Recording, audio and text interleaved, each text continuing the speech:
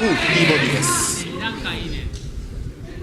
山中さん、やっぱり藤田の方も、倒そうということで距離は詰めてますんで、そうですね、ちょっとバランス崩したぞ。藤田選手のこの攻める姿勢っていうのを感じますよね。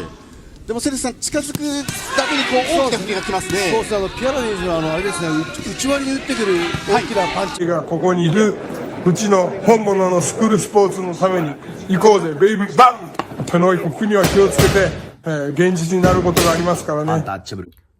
All right, so let's continue talking about these Japanese prospects because there's so many dynamic talents from Japan. There's so many fighters that, may get lost in the shuffle, and be overshadowed by the other great fighters in Japan, like the Monster or Junto Nakatani or just any of the world champions, because they got 9 world champions, and sometimes the world champions don't even get their attention. So imagine some of these prospects, imagine some of these contenders.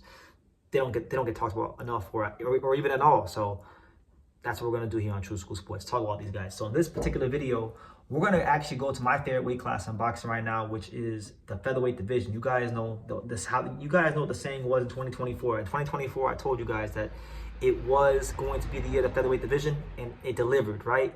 And I think 2025 will continue the trend of 2024. I think 2025 will also be the year of the featherweight division. And this fighter right here, Kenji Fujita, 7-0, 3 knockouts. He's the current WBO Asia Pacific champion. He does have a higher ranking in the WBO. He's not ranked in the WBC, WBA, or IBF, but he's ranked number 5 in the WBO. So this guy could potentially be, at some point in time, maybe a Rafael Espinoza opponent. So this is important to pay attention to. So let's talk about him. So Kenji Fujita is a Tekken Promotions fighter. So he's promoted by Mr. Honda, which is always a good guy to have behind you in Japan because he controls everything here. He sparred with Nonito Donaire. That's probably like the only high-level professional fighter I could find out that he sparred, because he posted about it on Instagram. So that's obviously good work. He's been to the States before, and I'm sure he sparred other top pros. He comes from a place that I've actually visited here in Japan. He's from Kurashiki, Okayama, Japan, which is a place that I did enjoy going there. That's also the same hometown as WBA flyweight champion Seigo Yuri Okui and the WBC, or I forgot what belt she has, but the women's boxing champion from Japan, Mizuki Hiruta. So a lot of talent coming from Kurashiki, Okayama, Japan right now. Fujita was a very accomplished amateur boxer. He had a record of 153 wins and only 21 losses, so that's good. And he did fight some notable names in the amateurs, like he fought Hayato Tsutsumi, who's one of the top contenders at 130 and one of the most accomplished amateur fighters from Japan, active in the pros right now. Potential future world champion. He fought him and lost to him in the amateurs, and then he also fought 130-pound contender Charlie Suarez from the Philippines in the amateurs and also lost to him. So he didn't get over the hump against the big names, but he did have 153 wins in the amateurs.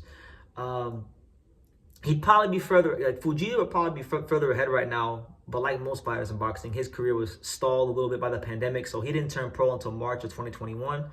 So yeah, that's kind of the background of his career. And then as far as his actual fighting style, Kenji Fujita has a lot of good attributes. I would say his best attributes are his footwork and his cadence. And when I say cadence, what I mean is his ability to change rhythm, change patterns, feint, and break the rhythm of his opponent. I think those are the really, really good things to have, especially when you consider the fact that he's not really an elite puncher. Like when you watch him fight and you watch the film, he's not an elite puncher, but he's an accurate puncher, and he's got some hand speed. So when you're an accurate puncher and you got hand speed, you can make up for not having the heaviest hands, and still get knockouts, And he has very good loose upper body movement. He's able to keep a loose shoulders, and he's able to be in the pocket and slip punches. So that helps him in the counter punching department. I think from watching him fight, Kenji Fujita uses more feints than a lot of Japanese fighters I've seen. So he's able to, and that's why his cadence is so good, because he's boxing and he's feinting. He's always feinting, foot feints, shoulder feints, and always trying to get the opponents to react and adjust to him rather than him adjust to them, right? He's very crafty out of that southpaw stance with the placement of his left hand. Like a lot of Japanese fighters, he's got a way about taking that left hand out the southpaw stance and placing it to the body. He's a sneaky body puncher, so you got to watch out for him. And then I've seen some toughness from him because I watched this fight against Rodex Piala. I think he's from the Philippines. And there was a head clash in that fight. And, you know, he was like bleeding and he was having a hard time. And he got up and he showed some toughness and he just outboxed him. So he's shown some toughness early in his career in that particular fight.